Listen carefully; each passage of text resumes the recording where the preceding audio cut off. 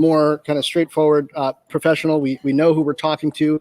Love that. So for the comments and questions that we're going to be able to see, definitely join us on LinkedIn. With me tonight, I'm just going to read straight across. Elon Moy, Deirdre Bosa, Seema Modi, Dom Chu. It's great to have the contributions from so many of you in this special that we just did on CNBC. I want to start off with where Dom's piece took us, because I think it's a gateway to so many things. Education, right? And this affirmative action issue in higher ed, because it's one of these cases where I think Asian Americans get treated so much differently, impacted so much differently from other minority groups, right? Because Dom, well, first of all, Dom, you did the package. Lay out the issue for us. So the issue here right now is this notion that there is a discrepancy, there's a divergence in what's happening in education in America right now. And there are certain stereotypes that have been associated with Asian Americans in the past and currently right now with regard to academic achievement, higher education, and that sort of thing. And one of the things that I wanted to look at in that story, and I only just scratched the surface of it, was there any validity to it? Was there any kind of real justification for some of these? And it turns out that maybe there are. And we all know that statistics can be, framed any way that you want it in terms of, interpreting or conveying a message. But one of the things that we wanted to show was, at the end of the story, we showed college participation rates, and we show that they're notably higher for those students who identify as Asian or Asian American. What I didn't get to show were the numbers behind the Department of Ed's median salary kind of study. And what they showed was they looked at people aged 25 to 34, and they looked at for full-time employees. And if you were an Asian or identified as Asian full-time employee between the ages of 25 and 34, your median salary was around $69,000 plus a year for that. Now, to give you a frame of reference, that similar age bracket for full-time employees for white people was around $54,700. That's a huge difference in median salary just between Asians and whites. And then if you go down towards, African American and Latinx, those particular groups were at closer to around $49,500. So there's a massive gap there. And it highlights the reason why maybe there is such a competitive angle for Asian Americans and those Asian immigrant families, because what they're looking to do is to try to get as much of a leg up as they can. And John, they view education as the simplest way to go about closing that gap. Yeah, most comprehensive for sure. I mean, it's tough. I don't know if it's simple, but Elon, you and I both did stints as education reporters in former lives, and this is an issue that is so important to me personally. I think it's so important from an individual community issue, and it's so important from an American perspective too. We see it playing out in New York right now. I've talked about this before on LinkedIn with some of my African-American friends. And the idea that for these specialized high schools, there's an entry test. And there's some people who want to change that so that the representation in the high school, the numbers are more diverse, specifically more Black and Latino students. But this would disadvantage Asian American students who are testing really well and getting into these specialized high schools. And I don't think there's enough conversation about the basic fairness issues there. Because one of the things I brought up is, why don't we talk more about preparing Black and brown students to ace that test versus talking about doing away with the test to affect the numbers? But you've also covered testing and these education issues. Weigh in on that. Yeah, so the same debate is happening where I am, which is in the Northern Virginia area. There's a lawsuit and some controversy over the admissions exam to get into one of the top magnet high schools here. TJ, you may be familiar with it, John. And, yeah, I'm really conflicted about this, both as a sort of individual in society, and then as personally as a parent who wants my child to have all the best things in life, right? And not only did I formally cover education, I also taught. So I used to sort of volunteer and to teach young Vietnamese kids in middle school, 5th grade, 6th grade, 7th grade. I did SAT prep for them on the weekends. They did it every single Saturday. on one Saturday was 3 hours of verbal training with me. And then the next Saturday they had math with thankfully somebody else, not me. But they were devoting a lot of time to, trying to ace the standardized tests that would get them into a good college, but then also use this as a proxy to train for the standardized tests that would get them into a good high school, which then gets them into the good college, right? So one thing that, we've talked about offline is, should they be penalized for investing that time, that maybe other people aren't investing in? And to me, it's a really, really tough question. And I think that fundamentally what it comes down to is, what is the problem that we're trying to solve? Is the problem that we're trying to solve the fact that there are too many Asians at these schools? Because some of the, the lawsuits are claiming, what's wrong with having a majority Asian school? What's wrong with having an over-representation of Asians compared to what the demography of the country is? And that's a valid point. But is the question really that the tests themselves are not capturing the ability of these students to perform and the potential for students to excel? So is the problem the representation, or is the problem the actual test itself? And to me, that is a question about educational standards rather than a question about representation. And it's different in different places, because, I think one of the lawsuits in New York was sort of saying that the lead here was a race-based representation issue. Okay, that was the concern on why they were going after changing the test. But there's also a lot of parents who say, my child has a learning disability, or my child is differently special. What's the word now? So we're specially advantaged, right? And so that test is not capturing the fullness of my child. As someone who's a parent now, who can say, clearly my child is brilliant and nobody else understands that, I think that's a very valid argument too. So I think we really need to define what the problem is, or what the issue is with these standardized tests, and then solve from there, because I don't know that representation is the only issue that people have with these standardized tests. I don't think it is. That's my unpopular perspective. And part of that is rooted in, look, I came up in large part in the 1980s in Washington, DC public schools, Shepherd Elementary School. And I had some tough teachers. And, I remember in particular, Mrs. Baker. We took a lot of tests. We had advanced classes. We were taking Shakespeare, learning Midsummer Night's Dream in fifth, sixth grade.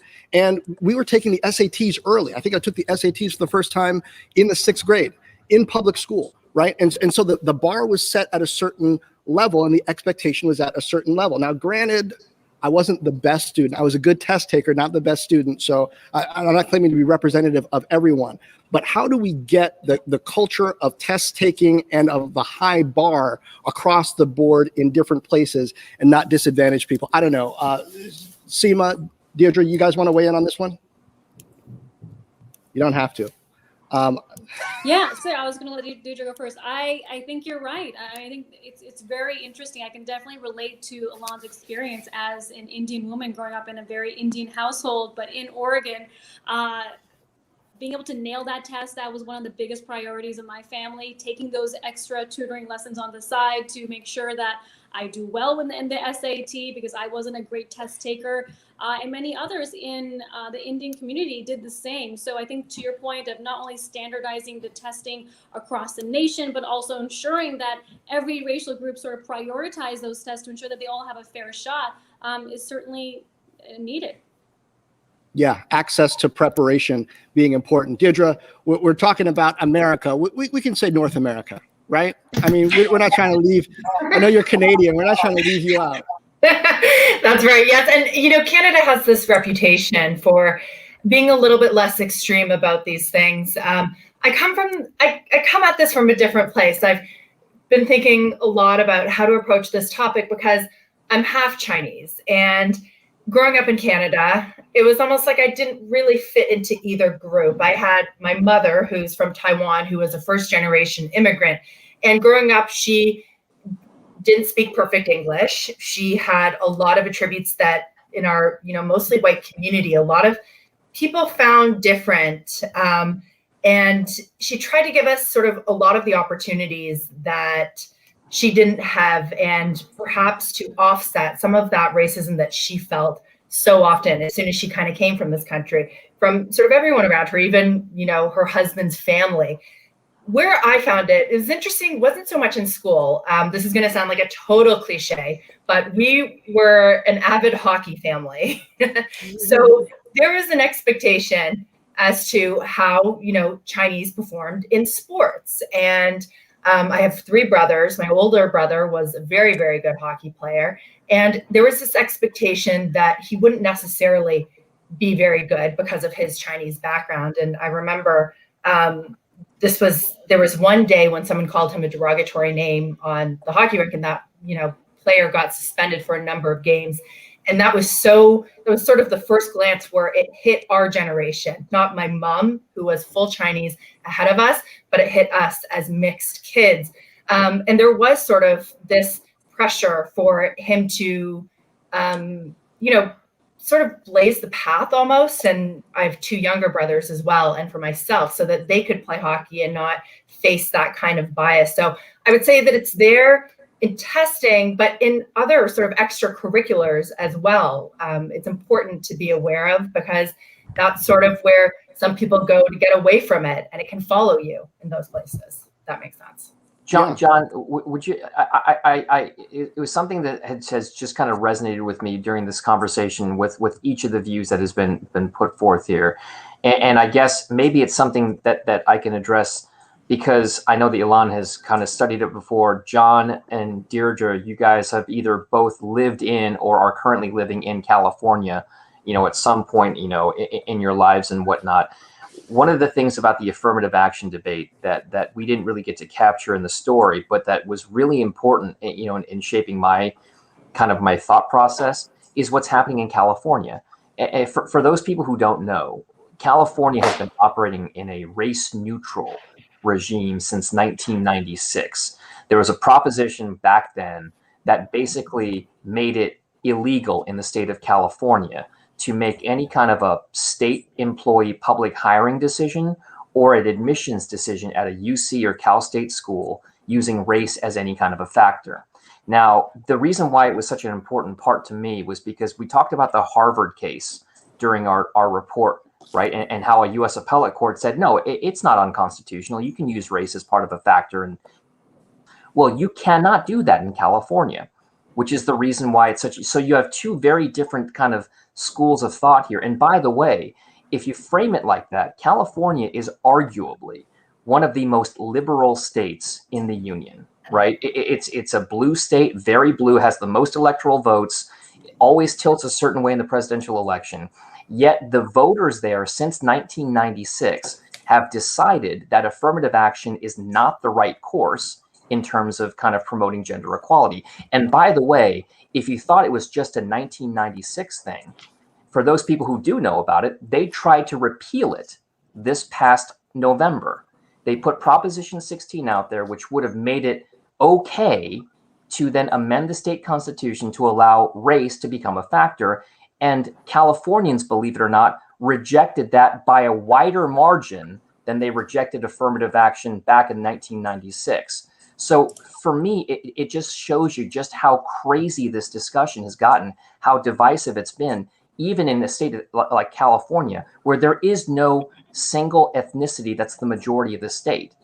You cannot find one. It's not white, it's not Asian, it's not any of them. There's like 12 or 13 that really kind of make up the bulk of what's going on in California. And so, John, I thought that was a really important point to bring up that didn't come through in the story that we told about affirmative action.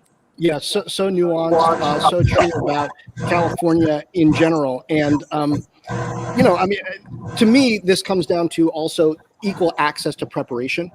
There are cultural tools that, you know, we come to the table with, whether it is from a legacy of what we came with when our families immigrated or otherwise. And then there are some cultural tools that people don't have that we need to arm all of our citizenry with and our community, our families with, in order to push forward. So, you know, that piece of preparation is important too. I want to move on now and bring in someone who was with us in the special on TV, Jane Hyun of Hyun and Associates, and talk about the workplace as well, the modern workplace, and the impact on Asian Americans of some of the workplace structures that are in place. And Jane, part of the way I want to approach this too is that we say Asian American, but there are so many different experiences and ethnic groups represented within that, whether you're talking about people whose families, are originally from China, Japan, Korea, Vietnam, Cambodia, etc. We talk about Asian Americans, but it's really a lot more nuanced than that, isn't it? Oh, absolutely. We're definitely not like a nation of, Asian is not a nationality, right? And we represent so many different languages, ethnicities, religions, political divides. I mean, it's quite a diverse group. So, to your point, to understand the reality and the lived experience of the Asian American experience, we really need to do some history digging, right? And understand that what that is. So I can't agree with you more. And to kind of continue on what we talked about, the reality of Asians experiencing bias and discrimination in the workplace, recent research also proves that, right? And definitely brings it to bear. I just wanted to share that Coquel, which is a think tank here in New York, did a study on the power of belonging, right? Belonging, psychological safety. And it revealed that Asian women had the lowest belonging scores of all the ethnic groups. So just wanted to kind of take that thought that we had and thread that we had from our conversation and just continue it on here in our conversation here. Yeah, I want to put forth, and then certainly the rest of you guys feel free to jump in and ask and offer and comment. This idea that's out there that race shouldn't be considered in anything. This idea of colorblindness as a positive value. I've come to the point where I don't think that's true. I think in order to have a great work environment, we probably need to recognize the differences, the experiences that people come with, not pretend that everybody's exactly the same, everybody's equally valuable, but people come with, different expectations that have been placed on them, different expectations that they have based on their backgrounds, right? And in order to really understand each other and work as a team, don't we need to be able to talk about those things? Jane, that's again. Is that for me? Again for you. Yeah. Yeah, absolutely. I think about how often in organizations, managers don't even see the cultural differences, right? And, they're so used to treating everybody the same, quote unquote, or trying to be as tolerant as possible, but not realizing that everybody brings cultural differences. So it makes me think of a young Asian American woman that I was working with and I was coaching. She worked in a very combative work culture, where she would attend meetings and they'd end up in yelling matches, right? Very conflict driven.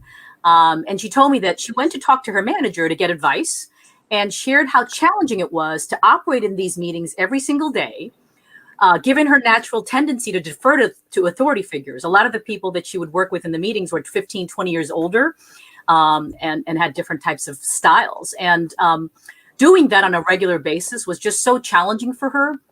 And her manager looked at her and said, "Oh, but it's so hard for all of us women," and quickly moved on to the next item. And I thought, what a missed opportunity, right? What a coaching opportunity that she could have had to connect with her, to show empathy, and to understand her experience, and maybe even provide some insights into, hey, I know it's hard, but here's some things I can do for you. How can I help?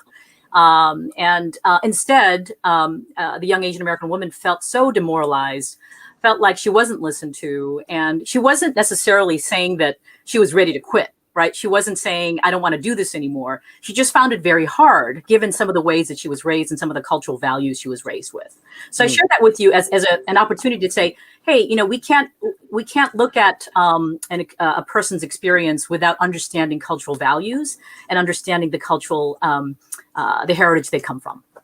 You mentioned I don't know if it was a status survey finding, and we have a question from one of our viewers about that. I don't know if you can give any more color on it, Jane. And the question from Jewel is, why do Asian women have the lowest levels of belonging?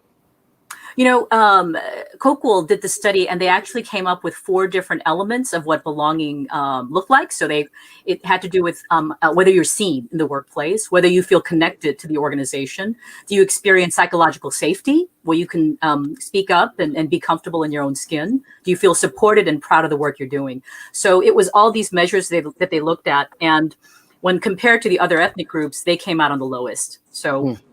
Certainly, we can refer you to that on the Cokewool website if you're interested, Jewel. Great question. Yeah, and Elon, I'm curious what you think about, and I want to talk about employers in general, not necessarily CNBC. You've worked a number of places, you know a lot of people, but I tend to find that in a lot of workplaces, even in journalism, where we talk about everything, right? We dive into all kinds of issues.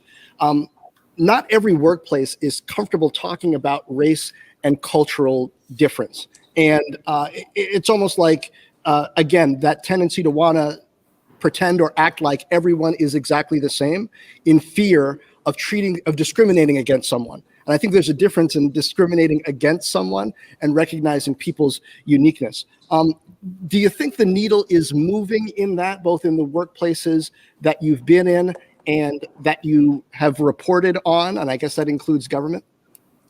Yeah, I mean, I would say that just personally, the past year has been a real learning for me, and seeing how the conversation has changed from color blindness to celebration of culture. And I think that is a really important change, because I feel that there shouldn't be any hiding, right? Because I feel like the idea of color blindness is sort of bland, and also it assumes that everyone tries to meet a certain standard, and who is that standard being set by? Most likely it's by a white male, right? So let's just move on from that and recognize that everyone has a different lens, and we need to try to understand the lens and the viewpoint through which people are experiencing the world. And so I am hopeful that workplaces are changing and evolving to understand that. I feel like, to tie back to our previous conversation, the educational system is. And I think what's important for both employers and for employees is to feel that is to not be ashamed about it. And not that, I've ever, been ashamed of being Asian. Obviously can't hide it. Look at me, it. But, being sort of vocal about saying, I'm gonna take the step, or I have to do this thing. I have to care for if you live in a multi-generational household, I have to care for my elderly parents or for my grandparents, et cetera, and not sort of hiding these differences that might separate us culturally from other people. I find that I do that as a parent, being open about commitments I have to my children and to my family, and just setting that as a marker. And I feel we should do that as employees of color as well. And I feel that employers, as we're seeing a lot of companies sort of step out now and take a stand, there was even that sort of, I think it was last week, the national sort of day of action around companies stepping forward and making affirmative statements that not just, we don't discriminate, but we actually support the Asian American community. I think that was really important. Deirdre, I want to specifically give you a chance to jump in here. No subject in particular, but I don't know if you have a comment or a question. Sorry about that. It's been pretty eye-opening to me. I started my career, actually, I went to China. I started my career in Beijing. I moved to Hong Kong, Singapore. I certainly saw the massive differences between each community, each culture. It was shocking to me to see that, can be a lot of racism within Asia as well. Different countries, even within one country, Hong Kong to mainland Chinese. Getting to San Francisco, John, and you'll know this well, where it's supposed to be, an extremely diverse place. It's been really eye-opening to really see a lack of diversity in venture capital as I explore and report on this area. And sometimes it just shocks me that even a large startup, the board of it can be filled with mostly white males. There's no woman, there's no minority representation. It's not what I expected from Silicon Valley after, growing up in Canada and starting my career over in Asia. But over the last year, even when you take something like women, how much how much capital is invested in companies founded by women, that has actually decreased. And as Dom was alluding to as well, this is a complicated issue in California. We have some of the most progressive ideas in terms of having minorities on boards, but it has to start much earlier. When you start a company and you think about who your customers are going to be, very few times for very few startups these days is it a white male, and your board needs to reflect that, and so do your earliest employees. So there's still so far to go in a place like California, as Don was alluding to, in Silicon Valley, and now you hear about a lot of founders and companies popping up in other places as well, and looking to fill that void. Now, Jane, while we've got the benefit of your presence, thanks again so much for joining us. I want to ask about generational differences. I feel that there is a difference between first generation in particular and often second generation in the Asian American experience. Oftentimes, when someone grows up in America with a certain set of experiences and peers, there's maybe a different expectation of cultural acceptance, maybe a different level of activism versus someone who immigrates here and is looking to get a certain economic outcome, maybe isn't paying as much attention to the slights and the injustices and is just focused on making a better life for the next generation. Are we perhaps on the timeline of the Asian American experience reaching this point where it's more of, okay, my family's been here for a while. I have a certain level of expectation of this society. We're American. Let's move forward. Is the generational thing part of what we're seeing right now? Yeah, it's really interesting. And I think all of you have been watching everything that's been happening with the anti-Asian violence and racism and how the Asian American community has really waking up. And I've never seen it in my lifetime like this. And it feels very different. I see my kids, talking about this and being very active in the conversation. So I do see that, John. I think, when I think about I came here when I was in third grade from South Korea. So for me, I watched my parents just kind of try to survive, right? And I think, I know they've experienced a ton of racism. I did as well. I don't know if they knew how to fight for themselves, right? I don't know if they actually knew how to vocalize and kind of organize themselves to fight back and deal with that. They probably suffered in silence most of the time. And I was able to do that more than they, but when I see the next generation and I see, young professionals, I see college students really know how to organize themselves and build solidarity with other ethnic and racial groups. It's a really wonderful to see. So I do see that that consciousness coming along in a different way. I do think that organizations, when we think about corporate America and what they can do, what I've seen is that companies are speaking up and saying, we stand with Asians and we don't tolerate any kind of racism or anything like that in our organizations. I think one of the things we need to also encourage them to do is go beyond just the large statements in a town hall, but really get to the everyday conversations and just make sure that your employees are heard and that they feel valued in that smaller one-on-one conversation that they're having with their managers. So yes, I do believe that the generational differences are definitely there. And I see a lot of activism. I see a lot of people speaking out in a way that I've never seen before. And I also think from a kind of connecting it to the corporate place, right, workplace, what organizations can do to sustain what's there. And just to add to Jane's point, John, if I may, I think there is this moment right now, this level of reflection across America, those who identify as Asian, as they watch this rise in hate and say, wow, what I've actually experienced maybe 4 years ago or 20 years ago in school, that actually was racism. I think you're now seeing this national conversation, this level of reflection where Asians are saying, wow, not only did I experience something, but I need to speak out. Whereas in the past, perhaps I didn't. So I think you're starting to see that. But to your other point about what companies can do, let's hope they don't just hide behind a PR statement and say, we stand with Asians, right? To Jane's point, they they do a certain level of outreach. And I think you're certainly seeing that across a number of different industries and certain companies.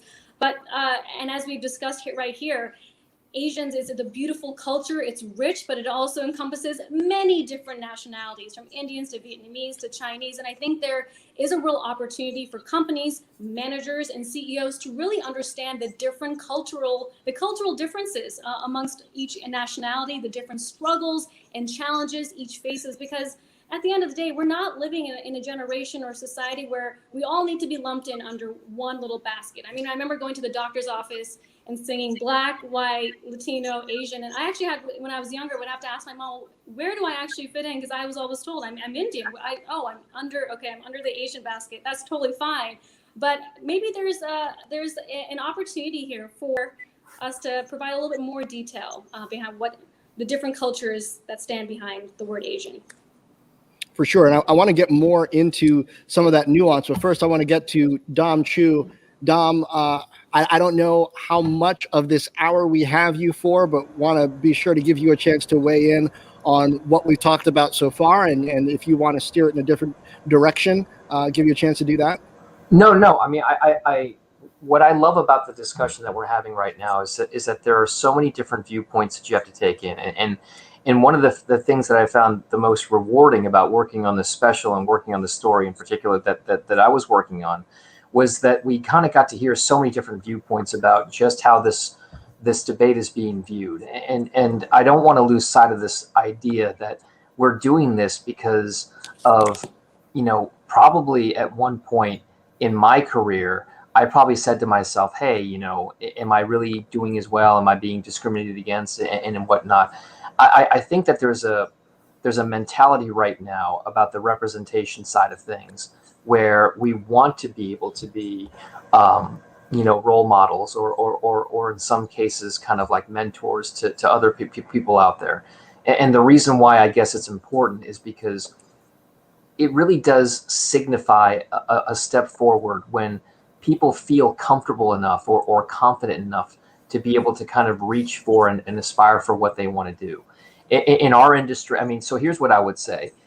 In hearing the discussion, not just in the special, but here, one of the reasons why I thought it was such a key factor to talk about this idea that Asians tended to go towards STEM type fields, right? Science, technology, engineering, and math, or when I started my career out of college, I went right to Wall Street after I went to college. And one of the reasons why was in certain fields, like in science, technology, engineering, and math, even, in capital markets, it didn't really matter what you looked like. It didn't matter, kind of what your race was. There was a meritocracy element to many of those types of fields. It didn't matter. So when I was a trader on Wall Street, I was gauged by how much money I made, right? I mean, if I was able to generate more P&L, I got paid more P&L. That was just the way it kind of worked. And it was one of those reasons why maybe a lot of folks in that kind of background gravitate towards those fields. The same thing with regard to science and engineering, right? There are defined objectives for success. You know what it really is. And so it's almost a cultural construct for many Asians. I hate to use stereotypes, John, and I've kind of talked to you about this before. I hate generalizations because we're all individuals, and even though I'm Asian, I'm probably not like a lot of other Asians out there. But what I did notice through my career, not just in Wall Street but in media, is that when you look at Asians and the ones who have really succeeded, that in certain types of fields, there's a reason why, I guess when I was a kid, my parents pushed me towards certain types of studies and whatnot. It was because those were the types of fields where if you did the right thing or you studied the right courses and I went to the right prep classes, we were talking about that earlier on for the SATs or whatever else, that translated into a definable kind of benchmark for success. And one of the things that I kind of really wanted to maybe hammer home during this program here with you on LinkedIn was this idea that there can be other ways for Asians to succeed. I love the fact that I got to see John Chu doing his thing. I mean, I grew up in a typical Tiger family, right? My dad wanted me to be a doctor. My mom wanted me to be, a doctor or a lawyer or something like some kind of an engineer. I I'm the black sheep in my family because I only have a bachelor's degree. You know, everybody else in my family, including my kid brother, has his PhD from UCSF, and you know, he's the one who's kind of looked more favorably upon. I mean, it's not that I'm a slouch or I'm not you know, I have a modicum of success doing what I'm doing right now, but there was a point in my life where I was looked down upon because I didn't further my education to the highest point possible. And I kind of feel as though if we can break some of those types of constructs and paradigms and barriers, we can actually promote more inclusivity and representation if people don't feel as though they have to do certain things just because they're Asian. And hopefully that's the message that the special kind of gave to a lot of viewers out there. Yeah, it was a soft message, but I hope that got out. There's the in-group work as well as the out-group work in so many of our cultures. And Seema, I want to go back and kind of pull the curtain back a little bit and talk about the genesis of this special. And we realized pretty early on that really doing the whole Asian American experience would be boiling the ocean. You know, you can't do that in an hour. There's too much diversity within it. There are a lot of things about specifically the South Asian American experience that we didn't get to dive into. I mean, I'm glad we got to sort of call out and mention some of the advances that we've seen in the C-suite, particularly in technology.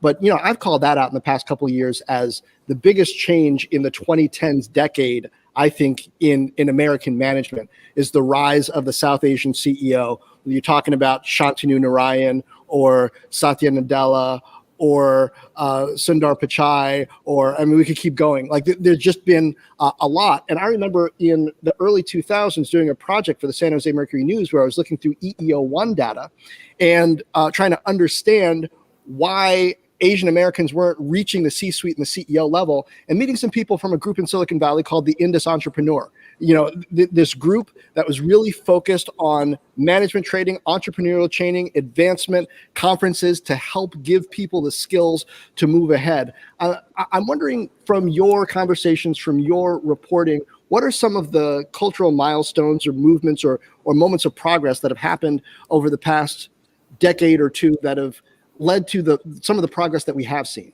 Yeah, it's an interesting dichotomy, right? Because of the 39 CEOs in the S&P 500 that are led by an Asian CEO, it's really dominated by South Asians, a lot of Indians. So then you wonder why. Why more Indians than, let's say, East Asians from Japan, Vietnam, China?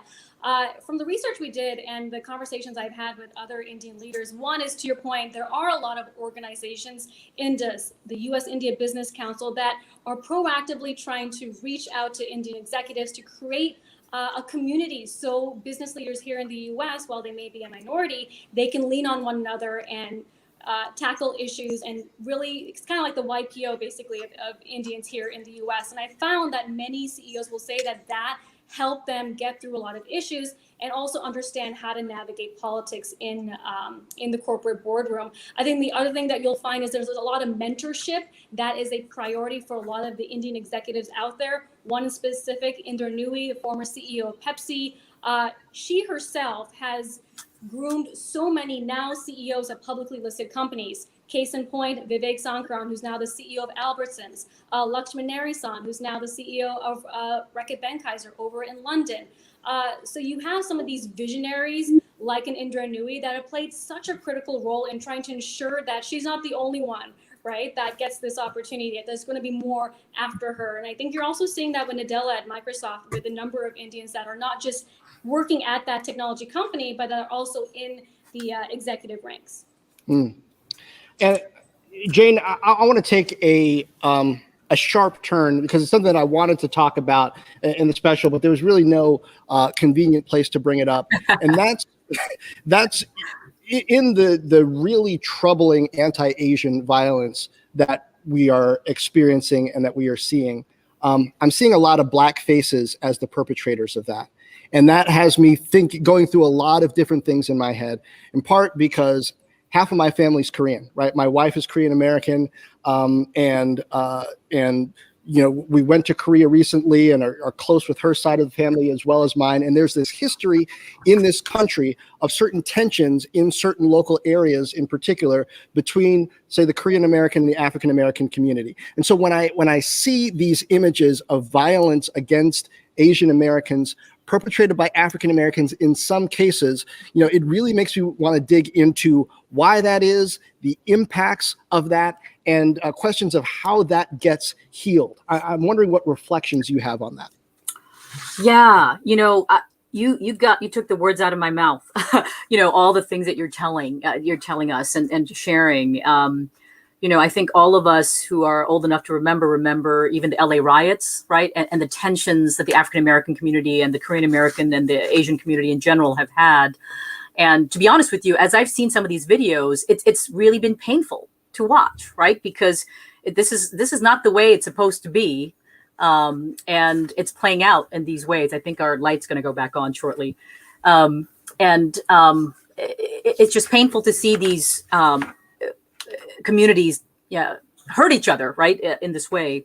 I think the one thing I will say is that it's really important to advance from what we're going through right now by building inter-community, meaning within the Asian community, we need to reach out to not just our own ethnic community, but throughout the Asian groups to understand what's going on and how it's impacting us. But I think we also need to do interracial community building. And I know that's happening too, right? Black Lives for Asian Lives. And there's a lot of people who've been attending protests and vigils for both of our groups. And I think that's not necessarily been something I've seen 25 years ago as well. So as I hear what you're saying, and as I know what needs to be done, I can also say in the corporate setting, I'm also seeing the ERGs, which are the Employee Resource Councils, affinity groups within companies. I'm also seeing the different ethnic groups and the different affinity groups come together and doing joint things, having listening sessions and having conversations about what's going on. So people are truly curious and listening and taking the time to understand each other. So I would like to see more of that. And I think there's a lot of work to do, but I'm optimistic that we will emerge out of this with some new solutions that wasn't there before. Yeah, I hope so. It's funny.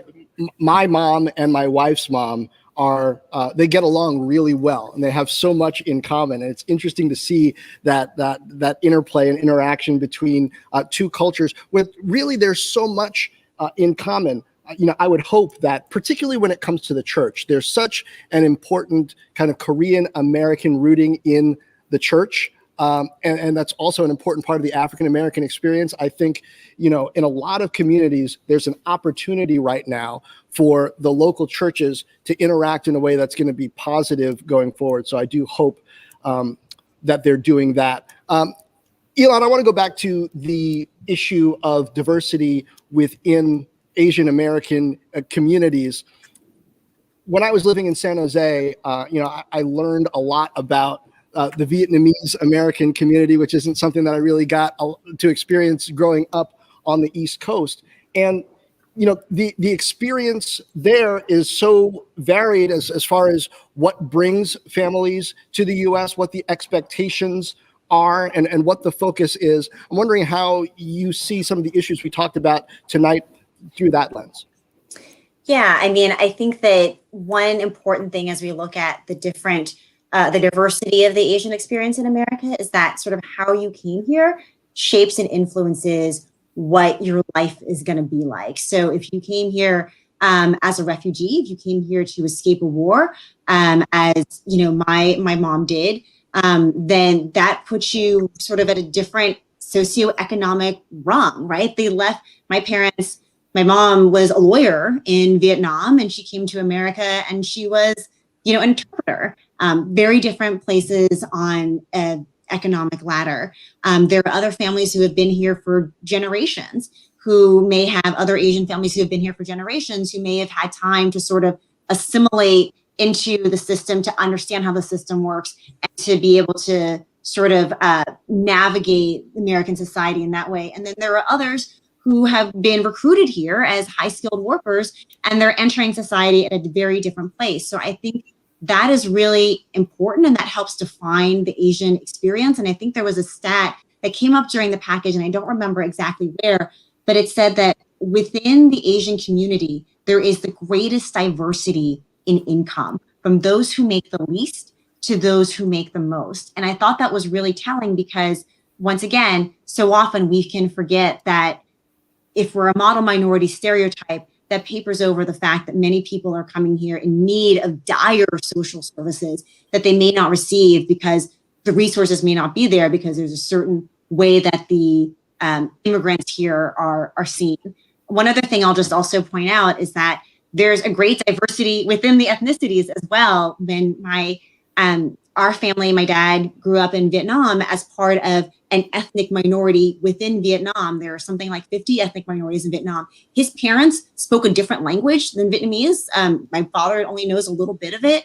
And because of that, he was discriminated against in Vietnam and was not allowed to serve in the Vietnamese army during the war. Because of that, he was able to leave Vietnam at a different time than others were. But it just sort of underscores the fact that, we as humans create all these divisions amongst ourselves that don't need to be there. And a lot of these sort of challenges can become so ingrained within the system. My father facing discrimination as an ethnic minority in Vietnam, and then discrimination again, when he comes to America as, as a student, that colors your experience and is a burden that you carry with you for your entire life. Yeah. Yeah. Deirdre, you were talking before about Silicon Valley, San Francisco, and some of your reaction to the complexion, lack of diversity in what we refer to as Sand Hill Road, but just the whole investing cohort. There are some changes, it seems, that are bubbling up during this time. I'm not sure, we're in this period of prosperity, and, relatively speaking, when it comes to at least the high end of the income set, and when it comes to the stock market, I wonder if you have any insight into the staying power of at least some of the changes that we've seen at this point, or if that's something that concerns you. Yeah, I've been encouraged by it, particularly what I've seen over the last few weeks. There's a venture capital firm that you know well, John, and that has partnered with a bunch of CEOs and founders to raise money for the Stop Asian Hate movement. And they've been really dogged about it. And that is really, really encouraging to see. So there are those signs. And when you guys were talking about sort of minorities reaching out to each other, and as I look at the comments that are coming up on LinkedIn right now, that is so encouraging. I think back, my mom, she always loves coming to New York with me because it's such a diverse place. And she feels so comfortable with other minorities. No matter who it is, she goes up and she's, this little Chinese lady. She goes, hey, brother, hey, sister. And she's calling everyone who's a minority, a brother or a sister. And that's where she feels at home. So I think that's really interesting. She's always felt more comfortable among other minorities than she does at, say, a tennis and racket club or something like that. That's can be very white. In terms of Silicon Valley, yeah, there's still so much to do. But like Jane and like the others, I think there's some really encouraging signs. The next step probably is for business leaders, CEOs to kind of band together, like on important issues when they arise, like we saw this morning, John, with Ken Frazier and Ken Chenault, and actually, put their money where their mouths are, rally people, make a change. The coverage today I saw on CNBC was really amazing, right up until, the end of the day, having Governor Kemp on to sort of address the issues that we've been talking about all day. So I hope that moves over to other minorities as well, and that continues. I'm hopeful, but probably like everyone, always a little bit of skepticism because of the numbers that we continue to see. Yeah. And Seema, I want to go back to some of the ideas that we batted around that we didn't have a chance to directly address in 1 hour. And you cover the hospitality industry, among other things. And, you had an observation about the prevalence of South Asians, particularly Indian Americans, in the hotel business that I just thought was really interesting. And I wanted to know more about that.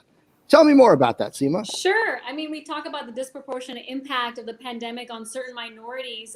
We just talked about also how there are certain South Asians that have done well and been able to break the glass ceiling and now are CEOs. But then there are a number of other South Asians who are in the hospitality industry. Many Gujaratis that come from the northeast of India came to the United States to work in the hotel industry. The way they were able to come here was their brother or their mother provided them a visa, and then they just sort of joined the family business, and they created this empire. If you go to literally any Motel 6 or Hilton, over 60% of US hotels are owned by an Indian family. It's just a really fascinating way so many were able to come to the US. Now, with that said, that also means that because of the pandemic, this is a sector that has been hit hard. Occupancy has just been plummeting because of the pandemic. Now we're starting to see a recovery in place. But because of 2020 being such a tough year, definitely a big impact to this community.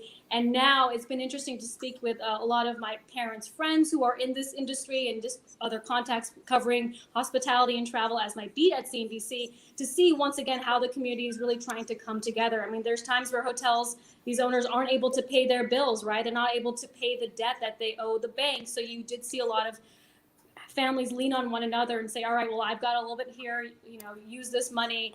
You did see the community sort of try to figure out how to tackle this huge issue, but now they are starting to see the light at the end of the tunnel, John, as we all are with this vaccine and occupancy improving. What's the root of, some of that access to capital from within the community as opposed to having to rely on outside institutions is so important to so many groups who have immigrated and managed to build a sort of entrepreneurial success. What's the root of that within some of those communities that you're aware of or connected to? Is it through religious organizations? Is it through community groups? How does that fabric tend to not only get sewn together in the first place, but then also get maintained? I think it comes down to grit, resilience, this survival at any cost. As a family, you can take so much pride in the hotel and the empire you've been able to build, whether it's one hotel or 5 or 8, that you want to help your brother and sister make sure that they can make ends meet. That was a conversation that was happening at the height of the pandemic. This idea that, wow, my sister can't pay the debt that she owes her bank. Let me lend her $100,000. It was this sort of cultural phenomenon that I think existed a lot in Asian culture. This idea that you support your family no matter what. And I'll even bring this up as now engaged to someone who is Caucasian. It's a very different dynamic. I mean, the effort that my family will go to for one another versus his family, it's still the same level of love, but it's different. It's a very different conversation. And I think there is something to say about just the cultural differences and how that plays into helping one another. Sorry, Seema, can I just jump in with my favorite quote of the night? It was from John Chu when he talked about cultural love languages, and he talked about the Asian love language of insults. I felt like I could personally identify with that growing up in an Asian family. And I think that is such an important part. And when we talk about sort of cultural sensitivity training and whatnot, there's not just the physical language that we talk, there's the ways that we interact with each other. And I thought he brought that up so beautifully. And I think that your experience just hit that nail on the head to exemplify the ways that interactions are different, but don't necessarily signify a different emotion, right? That's really, really important in the workplace and in our personal lives. Well, believe it or not, it is almost 10 o'clock Eastern, so that means we're right about at the end of this time. A couple things I want to say. This discussion doesn't end here. I mean, I've been pushing for these specials. I think there are more to do. It's not always going to be race. I think this is about opportunity in America. Through so many groups, through so many geographies, there are so many areas to look at to make sure that opportunity is there for Americans in general, no matter what group you're identifying with or what area you're from. Also, you can head to cnbc.com/finding solutions to see more of this material. And Jane, as our guest, the one non-CNBC employee on here, I just want to offer you the opportunity to give us a closing thought. Now, I was just going to say, this has been great. The conversation went full circle and touched so many bases. I just want to say, I think there's a lot of opportunity for us to make a difference in corporations, in our societies, in our communities. And I think for Asian Americans, we need to understand our pain, but we also need to see the opportunity to create a new future for ourselves. And so it's been awesome to spend time with you and get to know you all and the great conversation here. Thank you. Jane, thanks so much. Thanks so much to our LinkedIn audience. And also if you've been joining us on Twitter, YouTube, Facebook, wherever you get your CNBC. To my colleagues, good night. See you soon. Bye. Thank you, John. Thank you, John. Thank you, John. Thanks.